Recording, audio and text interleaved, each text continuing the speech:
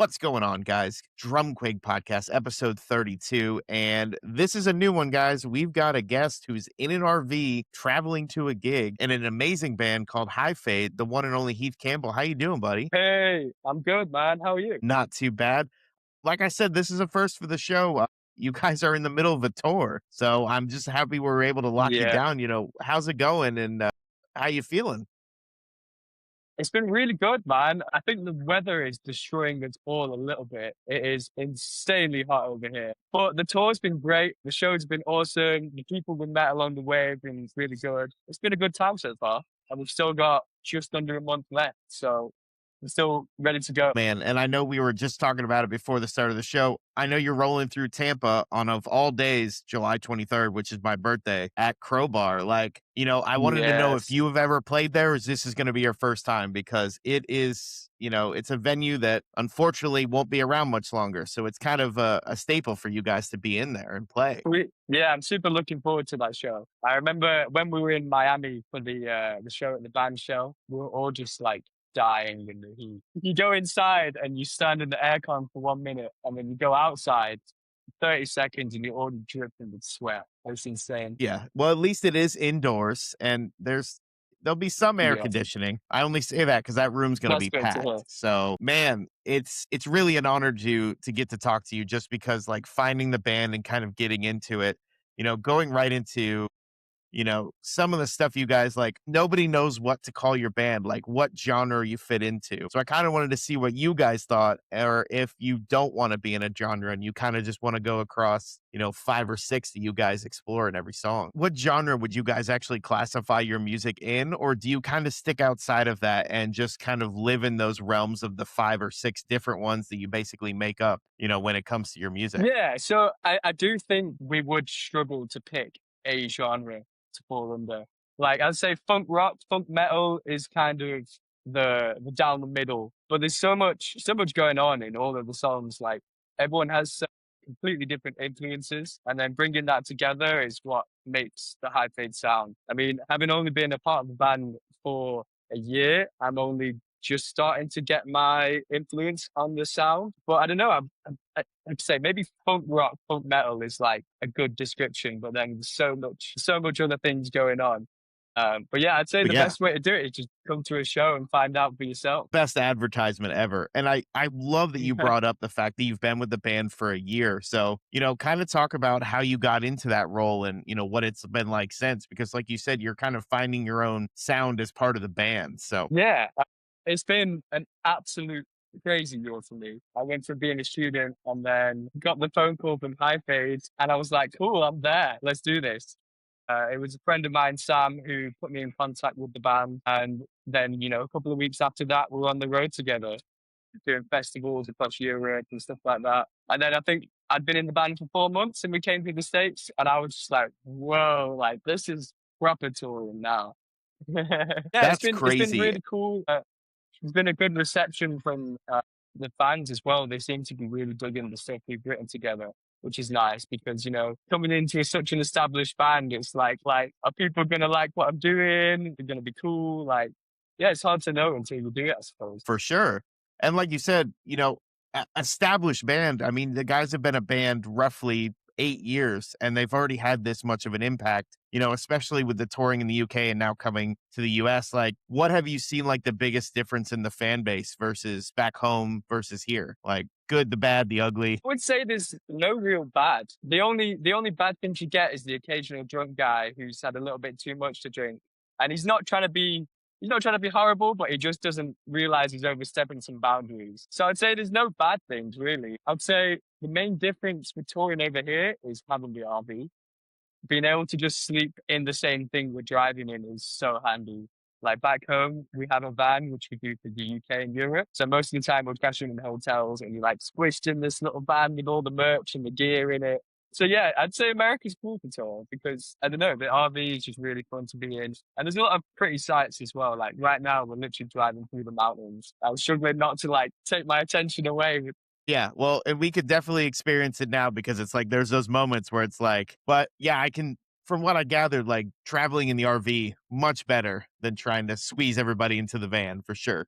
Yeah. Yeah, totally. But yeah, in terms of the fans, I would say everyone over here is nice. Everyone over in Europe's nice. Like the only real difference is when we're playing somewhere a bit more rural, like they might not speak English too well. But over here, that's not an issue. But even still, like, as soon as we start playing, people get involved. They might not know what you're saying, but they'll still scream at you. Well, and that's the age old adage, music is the universal language. I don't know why I said it so weird, but Yeah. music is that universal language that brings us all together. And like you said, they might not be able to understand what you're saying, but they understand and they can feel the energy that's, kind of in that room. Right. Yeah, and that's what we're all So about. It's like the high fade thing is just come and see us live. Like the recordings are one thing, but the live show is just like where we actually be like, cool, we're gonna just do some silly stuff now. that's the best part of live music. And people underestimate the live music. They say, oh, it's, it doesn't sound the same or, it doesn't sound as good, which I will never agree with because I've heard live bands that have blown away the album completely. So, Yeah, that's it. Live the live is kind just of the where it's elephant at. for sure, and kind of one of the things in the room, like, what are you, 21, 20 at this point? Like I'm getting 22. to do this Yeah, at I know. It's pretty he's like, crazy. don't take that away from me. Yeah. No, I'm very fortunate to be in the position that I'm in right now. There's not a lot of people my age who get to tour the world with some cool people and play some cool music and just I don't know, get to explore. Although there's not too much exploring to do when showing up, playing and then leaving. But every now and again we get a day off to just be like, cool, gonna see what's around in this area. Yeah, sometimes that's all it takes. And I mean, you said you were going to San Francisco. Like, you guys are all over the place. Like, you're hitting so many places in so little time to make the most of everything. Like you said, you're cramming everything into that little amount of time. There's not much room for exploring there. Yeah, but I suppose that's the way to do it. Like the more days off you have, the more expensive it becomes to tour because, a day off is a day you're not making any money. But even just like being here for a long time, everyone sort of gets to the point where like I'm ready to go home now.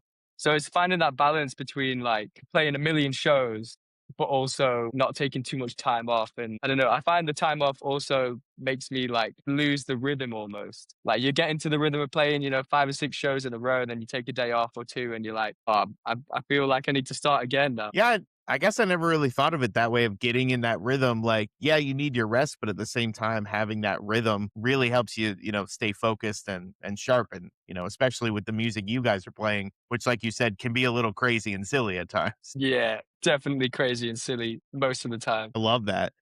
Going through, talking about, we always want to ask everybody, where the influences came from. And there's so much of that influence in the music and the difference in even subtle differences in drumming between your predecessor and you. You're like, who are the people that Mm. influenced you growing up and, getting to that point? Because at one point, I believe you had guitar lessons, drums. Like, that's not for me. Yeah, I suppose so. My mum is a musician. My dad loves music, so I was always surrounded by music. My mum got me a guitar when I was about 5, played it for a week or so, and then I was like, cool, this isn't for me. And then for my 6th birthday, she was like, what do you want? And I said, either a drum kit or a trip to, there was a water park near me called Splash World. So I was like, either a drum kit or a trip to Splash World. And, fate kind of put it up to my parents to decide from there. And, no, I ended up getting a little, like, stag drum kit, and from there, I just kept playing. In my early days, I was definitely influenced by a lot of, like, classic rock, your Zeppelins and everything under that category. And then I started getting into more of, like, the heavier stuff and then the progressive stuff. And then when I was, like, 15, 16, I got into, like, jazz and the gospel drumming and stuff like that. And then from there, it's just exploded Interesting. into, like, just loving really good drummers. No matter what genre you are, if you're a good drummer, you're a good drummer. I think it's cool that you found jazz after you found metal, because usually it's the other way around. Like, people who like jazz and they're like, Yeah. they find a way to metal. It's not usually the other way around. So I think I like that path. That's an interesting little detour you took to where Well, you are yeah, I now for feel like sure. that's just it's still rooted within my personality. Even when I was playing jazz stuff, I was still like the metal guy. Listen, anything can be made metal. There are very few songs that it doesn't Yeah, work. Not everything can be made jazz, and that tells you like the difficulty totally. that comes with it. Yeah, yeah. Jazz is its own thing though. It's its own game. Like if you want to be a jazz musician, there's a completely different route to go nowadays, especially. You know, it's not just I don't know. I feel like practice is really deeply instilled within jazz musicians, which is something that I'm quite, I don't know what's the word. I'm in awe of people who can just practice and practice and practice like that because that's why they're so good. Yeah. Yeah, we've One day talked I'll about get it to that before. level. Practice. There's a drummer, he plays with Asia right now, Virgil Donati, and I remember being at a clinic when I was, like, Yes. 12 years old, Legend. and he said, they're like, "How did you get so good?" He's like, "Well, I just practiced 18 hours a day. No big deal." And we were like, 18? He realized there's only 24. He was like, "Yeah." Like, that was just perfectly normal to him, and I feel like there's some people who just, like you said, double down and really hone in on that for sure. Yeah. But then at the same time, there's only so much practicing you can do before you need to get out in the real world and do the thing. Like, you know, the way I put it, I could have not gone to university. I could have stayed at home and practiced a million hours a day and been really, really, really good at drums. But I would have missed out on the whole networking opportunity of playing in a music scene and meeting new people and jamming with them. And that's how you really grow, in my opinion, as a musician, because you're feeding off so many people's different vibes and yeah, just seeing what happens. It's great. I kind of I kind of love that perspective because I feel like the jam gets overlooked so often. Where it's like just three guys, four guys just jamming, not playing a song, not playing anything that anybody's ever known, just seeing how that meshes. I feel like you get a real sense of musicality, but also like a community between you, figuring out who fits in what place. Yeah, totally. That's the cool thing about how America has the jam band scene.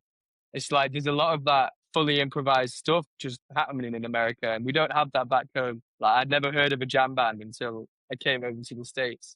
Obviously, I'd heard of the Dead and I'd heard of Fish, but I didn't know them as a jam band. You know, they're just more of a Yeah, band you see on a T-shirt back home. But yeah, it's cool, and I love that. there's a lot of improvisational music going on back home. A lot of great jazz musicians and a lot of great like just open jams, but not necessarily people being like, "Cool, we are a jam band." Yeah, not in the same way that it was, and I don't even think Fish talked about themselves or the Dead being a jam band. Like that came Mm. later, and we've talked about before how jam band got this negative rap of just, oh, we're gonna play 10-minute solos in the middle of our song, and I'm like, no, no, no, this is the musicality is a Yeah. whole nother aspect. But before I forget, I want to say this because you talked about just not knowing jam bands, like not knowing that kind of scene, but you've made a mark on quite possibly one of the pioneers in the current jam band scene, which is Alex Petropoulos with Pigeons Playing Ping Pong. Because Alex is a friend, and when I told him I was going to have you on the show, he said that guy is a sick drummer, He's so and nice, man. that All the dudes in Pigeons are lovely people. I haven't had the chance to like play a show with them yet, but the boys did before I joined the band.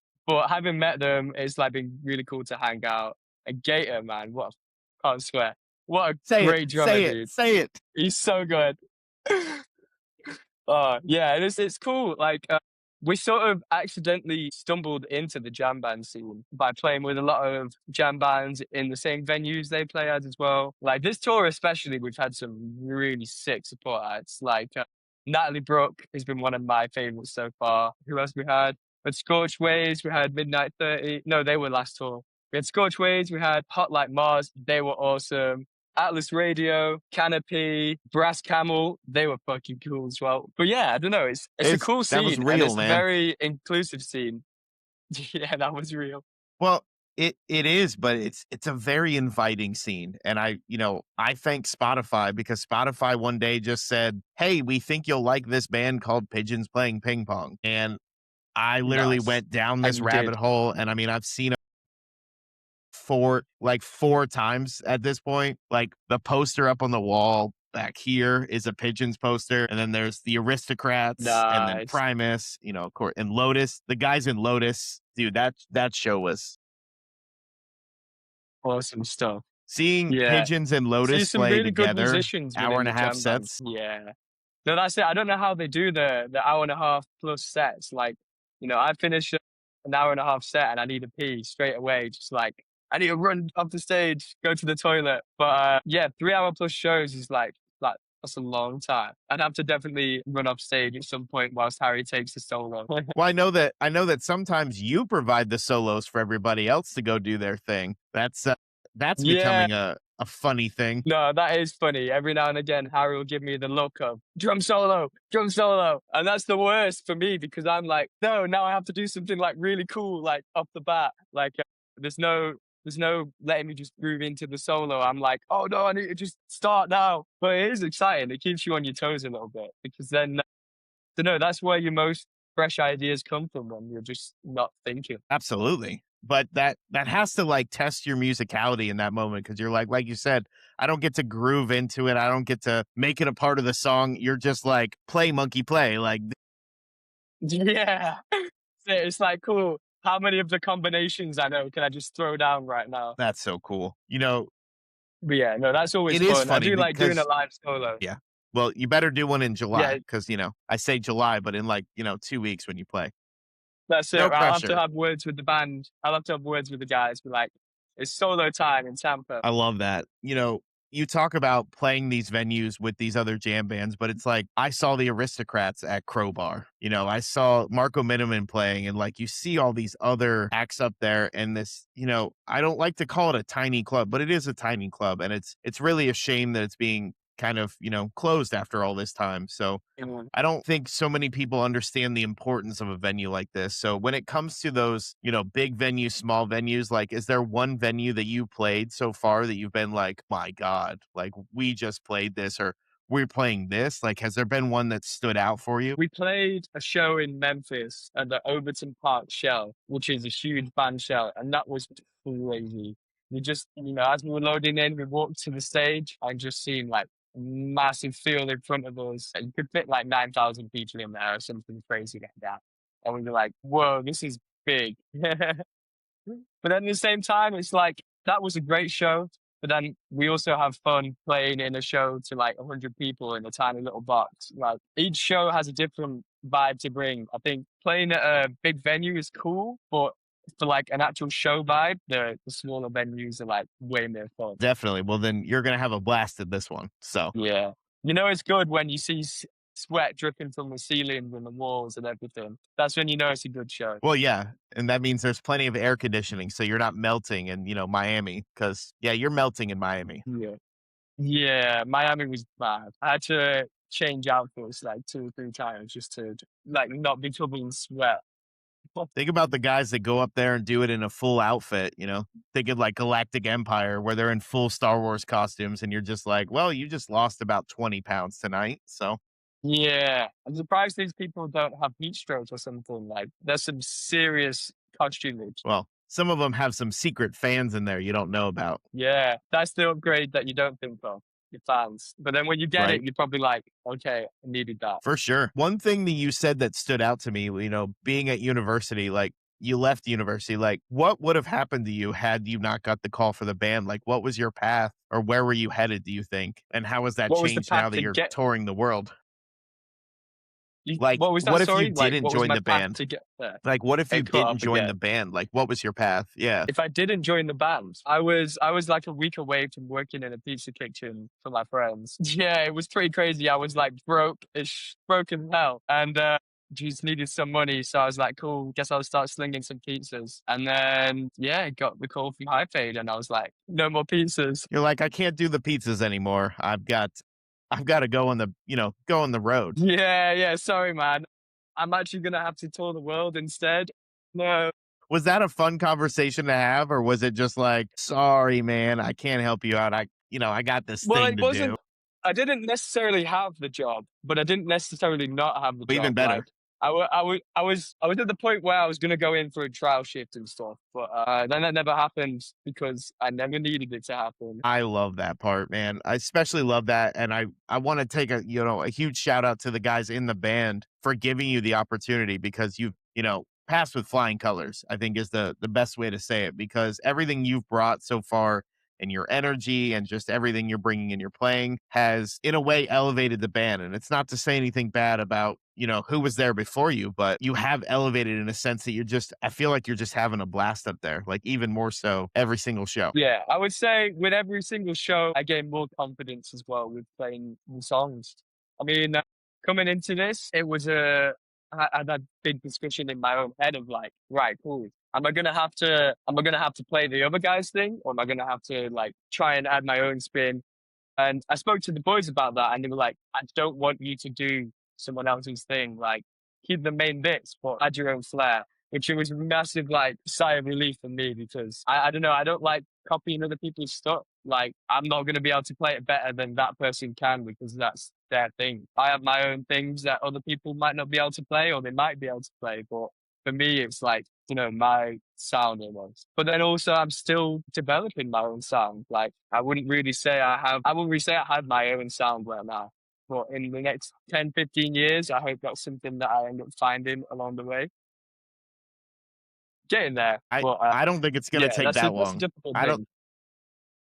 Hey, I you don't never think it's know. gonna take that long. But yeah, it's We been great. Every show is fun. There's not been a single one where I'm like, I want to get off stage. As soon as we start the set, I'm just like, cool, it's time to rock. we inadvertently came up with a question now that I kind of want to ask people going forward about like social media. We talk about how social media is just, everywhere and it's connecting everybody and these new drummers, and I'm going to say like yourself have access to things that drummers 20 years ago didn't. 30 years ago, 40 years ago, 50 years ago. So my question to you is being a Bonham fan, do you think Bonham would have done well with social media or do you think he would have not liked it at all? Don't think any of the great musicians would have liked social media. I think it really takes the art out of, I don't know, just having to make content is so soul destroying sometimes. You're like, I wish I could just play and people can watch the shows and I don't have to do all the social media stuff. Luckily, Harry takes the main responsibility to do all that stuff and he does an absolutely amazing job at that. Yeah. Yeah, I learned so much about social media and the algorithm every day from him and just about how much of the trial and error it can be at times as well. There's certain times you'll create a piece of content that you're like, this is awesome. I'm very proud of this. Like, I hope this does well. And it goes nowhere.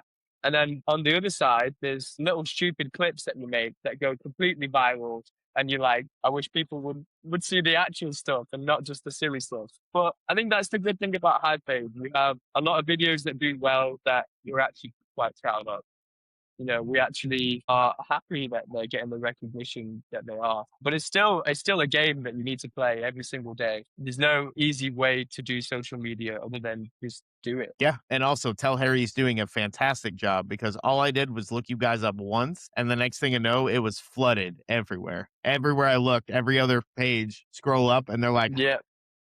they're coming, and I was like, High Fade's coming, and I'm like, I even remember a few years ago seeing the videos myself, like on my own feed, and being like, "Oh, these guys are really cool." Like, and then a few years down the line, like that's me. that's such Yeah. a cool thing to be a fan of the band and then make your way into the band, and we've seen that, a few Well, times over the years with some of the I wouldn't necessarily say I was a fan. I'd heard of the band, thought they were cool, but never I never went any further than that. And then that was even weirder to be like, okay, we were like here and we crossed paths like that, and then now we're like that again. well, and I'm glad you brought that up because you look at, Annika with Rush, everybody Yeah. gave her such a hard time because they were like, she's like, I'm not a Rush fan. Like, I didn't listen to Rush. And the more I've seen her play, I'm just like, she was the right person for the job. She was absolutely the I right don't person think there was because, anyone else that yeah, there was no one else that could have done it. Like the way she stepped in, I don't know, the fact that she just nails everything. It's given all the haters no fuel to like comment about. Like she showed up, she's done the most solid job in the world from one of the biggest bands in the world. And I love the fact that people are giving her all the love and there's no hate and people are just like, I don't know. Like it's such an important role to fill in that band, especially with Neil being like one of the most regarded drummers in the world. Like, yeah, it's it must have been difficult for her for like the first few shows to step out and play someone else's music like that, but she's done an incredible job. Yeah. And you saw it from show 1 to show 2, the difference. Like, literally between one show, there was enough of a difference where you're like, "Oh, she's got this." I remember seeing the clip of her nailing the Tom Sawyer like solo, and the smile on her face afterwards, it makes the whole video worth it. Just her being like, "Yes, yes, I did it." Now I only have to And play hey, 2 man, more like, hours. yeah. But for her, it's like those parts won't necessarily be difficult for her. But you've got to play them in the same conviction as they were recorded. Like you can't just like half-ass it. It needs to be energy every single moment of the set. And what's crazier is that she's still able to put a little bit of herself into some of those fills. You know, we talk about Yeah. my dad and I talked about their Annika fills is what we call them, you know, because we're not clever. Literally, she'll throw something in there. It's very subtle, but it's enough to be like, this is mine. Like this was Neil's part. This was Neil's part. This is mine. And kind of, you know, Yeah. leaving a legacy where no one really thought it was possible. Yeah. I mean, that's just like the coolest thing ever to actually be able to do that as well. Like a lot of drummers, when they would join a band like Rush, they'd be like, cool, I'm going to keep everything the same. I'm not going to change anything.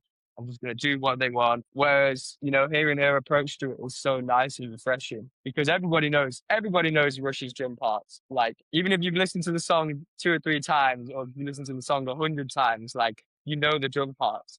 And then when you listen to her play it, it's so refreshing to hear something that catches you off guard. Absolutely. People who aren't even drummers know the fills to Tom Sawyer.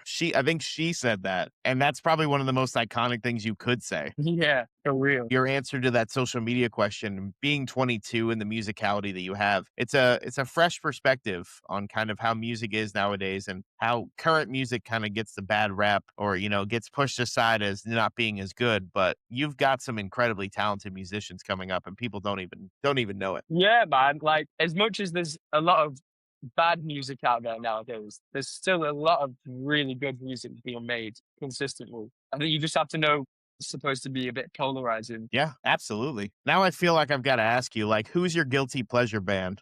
Like, who's the band that nobody expects you to like, but you like? No one expects me to like.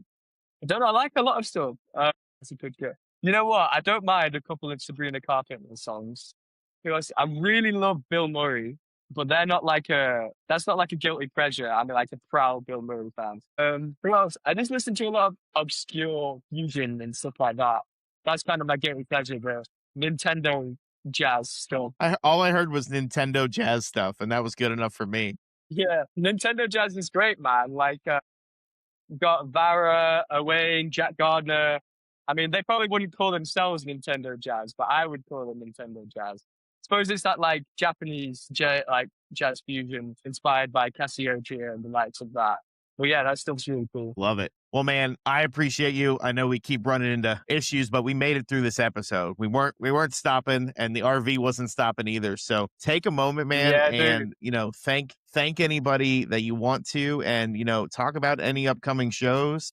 I know you guys are on your way to a show. This comes out Monday the 13th. So anything after that, if you want to talk about those shows and where people can find you, man. Awesome. Well, I don't know. I just want to say a quick thank you to the band, Harry and Ollie, for having me on board. It's been awesome so far, and I can't wait to see what the future holds. Obviously, a massive thank you to my friends and my family for just like being cool and supporting me to help me get here. Massive thank you to you as well, dude, for having me on. It's still weird to be doing this kind of stuff, like the interviews and stuff like that. Like, I don't know if I'm quite used to being a niche micro celebrity yet. We're on tour in the US until 26th of July. That's when the last show is. And then we fly home a few days after that. And then we're going to Europe, doing some festivals. And then we start our UK tour, which is going to be really fun. Hopefully get to see a lot of my friends and family on that tour. So it'd be nice to catch up with people. What else was there? Come find us at High Fade Music on Instagram, High Fade Music everywhere else, really. We're on Facebook, YouTube, all of that stuff. You can find it, you can watch it, you stream it. Come to a show. That's the last thing. Come to a show because that's where the real magic happens. Man, you couldn't have said that better if it was a promo. Like, Harry's going to want that. It's just going to be you saying, come to a show.